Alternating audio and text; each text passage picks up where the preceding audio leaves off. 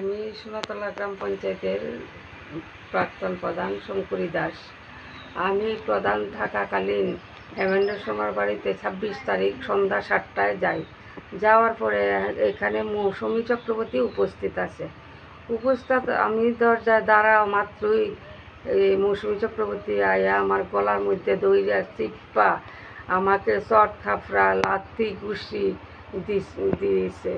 দেওয়ার পরে আমি কোনোক্রম প্রাণে সুইটটা সেটা রাস্তার সঙ্গে দাঁড়াইয়া আমি অন্য লোককে ফোন করতেছি। ফোন করার পরে এমন সময় মৌসুমী চক্রবর্তী আমার পিছন দিকে আয়া সেরা আমার জুতা দিয়ে ইচ্ছা মতো বাইরে যাইতেছে। বাইরে আনার পরে এমন একজন আয়া আমার সামনে উপস্থিত হইয়া জিগাইতেছে বাইরেতে চুট করে। তখন মৌসুমী চক্রবর্তী দইরা গেছে যাওয়ার পর হে আমার লোকাল নেতারা লইয়া সেরা আমারে মণ্ডলে যায়। মণ্ডল সভাপতির কথাও তা কইয়া সেরা কইছে তুমি থানাত কেস করো। কেস করার পরে আমি মহিলা থানাত গেছি, গিয়া সেরা এফআইআর করছি। এফআইআর করার পরে 10:30-11টার সময় মহিলা থানার লোক আইসা আয়া মৌসুমী চক্রবর্তীর লগে কি জানি কথা কইছে, উল্টা পাল্টা কথা কইছে, কিতা উল্টা বুঝাইছে।